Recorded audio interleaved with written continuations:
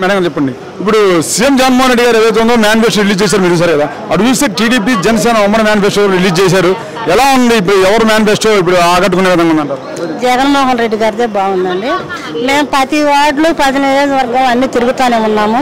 ప్రతి ఒక్క వార్డుకి వెళ్తున్నాము, ప్రతి ఒక్క గడపకి వెళ్తున్నాము. ఏ గడపకి వెళ్ళినా కూడా మా జగనన్న, మా జగన్ మామయ్య, మా జగనన్న ప్రభుత్వమే మాకు కావాలని జనాల భాష బాగుంది. అందరూ జగనన్న పరిపాలన కోరుకుంటున్నారండి. కానీ ఇప్పుడు వాళ్ళు ఏదైతే ఉందో టీడీపీ మేనిఫెస్టోలో అసలు మీకు ముఖ్యంగా మహిళలు మీ ఫ్రీ బస్సు అన్నారు కదా చంద్రబాబు నాయుడు. ఫ్రీ బస్సు ఎందుకండి? ఏం చేసుకోవడానికి ఫ్రీ బస్సు? రోజు ఏం జర్నీ చేస్తామా? ఏం బస్సుకు పోవడానికి మా కాడ డబ్బులు లేవా? మేము డబ్బులు పెట్టుకుని పోగలం. మాకెందుకు ఫ్రీ బస్సులు? మాకు అవసరం లేదండి. మాకు జగనన్న పరిపాలన కావాలనుకున్నాం. జనాల్లో కూడా స్పందన, ఆయన పెట్టిన పథకాలు, నవరత్న పథకాలన్నీ కూడా బాగున్నాయి. జగన్మోహన్ రెడ్డి మళ్ళా రావాలని జనంలో గట్టిగా ఒక సంకల్పంగా కోరుకుంటున్నారండి, ప్రజలు కోరుకుంటున్నారండి. ఏదైతే ఉందో ముఖ్యంగా మీ మహిళలకి ఇప్పుడు ఏదైతే ఉందో గ్యాస్ సిలిండర్లు కూడా ఉచితంగా ఇస్తానంటున్నారు కదా. గ్యాస్ సిలిండర్లు ఏం చేసుకుంటామండి? గ్యాస్ సిలిండర్ మేము కొనుక్కోలేమా? ఇప్పుడు ఆయన ఇస్తేనే వండుకుంటున్నామా? ఆయన ఇస్తేనే మేము తింటున్నామా? మాకెందుకు గ్యాస్ సిలిండర్లు? మాకు అవసరం లేదండి. జనంలో కూడా మేము ఇదే ప్రశ్న మేము వేసామండి. ఇదే క్వశ్చన్ మేము అడిగాము జనాన్ని.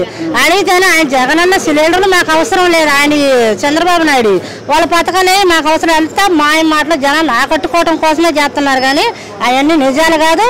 ఎవరు దయచేసి ఎవరు నమ్మొద్దు చంద్రబాబు నాయుడు గారు. కానీ ఇప్పుడు ఒకసారి నమ్మండి అని చెప్పేసి అన్నాడు కదా చంద్రబాబు నాయుడు. ఒక్కసారి ఏంటండి? ఇప్పుడు 14 సంవత్సరాలు చేశాడు, నమ్మాము. ఏం చేశాడు మాకు? మేమేం లబ్ధి పొందాము? మేమేం లబ్ధి పొందలేదు. మధ్యతరగతి కుటుంబాలకైతే మాత్రం ఏం న్యాయం జరగలేదండి. ఉండోడే కొట్టుకుంటున్నాడు, ఉండోడికే పెట్టుకుంటున్నాడు. బీసీ, మైనార్టీ, ఎస్సీ, ఎస్టీలకు మాత్రం ఏం న్యాయం జరగలేదండి. జగనన్న పరిపాలన వచ్చినాక అందరికీ న్యాయం జరిగింది. జగనన్న పరిపాలన కావాలని కోరుకుంటున్నాం అండి. మరి జగన్ పరిపాలన రావాలని కోరుకుంటున్నారు అన్నారు కదా. మరి అటు ఇప్పుడు వాళ్ళు ఎన్డీఏ కూటమిలో వస్తున్నారు, జగన్ ఒంటరిగా వెళ్తున్నాడు. ఏమండి, పందులు గుంపుగా వస్తాయి, సింహం సింగిల్గా వస్తుంది. ఆ సింహమే మా జగనన్న.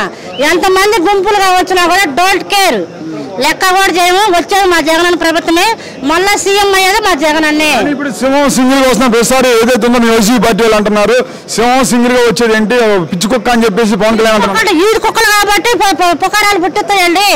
సింహాలు చెప్పుకో ఒక అడుగు ఎడికేసింది అంటే వాళ్ళు ఓడిపోయినట్టు కాదు, వాళ్ళ గెలుపుకి అది ఒక నిదర్శనం అనుకున్నట్టు. వచ్చేది జగనన్నే, గెలిచేది జగనన్నే. వాళ్ళు ఎంతమంది కూటమి కొట్టుకొని వచ్చినా ఏం ఉపయోగం లేదు. జనాల్లో మాత్రం మాయ మాటలు నమ్మటానికి ప్రజలు సిద్ధంగా లేరు. చూస్తే షర్మిల జగన్ ఓట్లు వేయద్దని చెప్పేసి అడుగుతుంది కదా. షర్మిల మొన్నటిదాకా ఏమనింది? మా అన్నయ్య దేవుడు, మా అన్నయ్యకి ఒక్క అవకాశం ఇవ్వండి, మా జగనన్న వదిలిన బాణాన్ని అన్నది. ఇవాళ ఎటుపోయింది ఆ బాణం? ఇవాళ చంద్రబాబు నాయుడు ప్యాకేజ్ కమ్ముడిపోయింది షర్మిల గారు. షర్మిల మాటలు లెక్క చేయాల్సిన అవసరం మాకు లేదు. షర్మిల వచ్చి మా కోట వేయండి అడిగితే మాత్రం మేము బుద్ధి చెప్తాం గ్యారెంటీగా. జగన్ వదిలిన బాణం అంటే మీరు ఓకే అన్నారు వైసీపీ వాళ్ళు, తిరిగి అదే బాణం మీకు ఎక్కువ పెట్టేసరికి మీ వైసీపీ వాళ్ళకి ఇబ్బంది వల్ల ప్యాకేజీ కమ్ముడిపోయింది. దానికి ఎవరైనా చేస్తారు? నీతి నిజాయితీ అనేది ఒకటి ఉంటుంది మనిషికి అనేది. ఆ నీతి లేదు. నీతి లేనప్పుడు దానికి ఎవరైనా చేయలేము.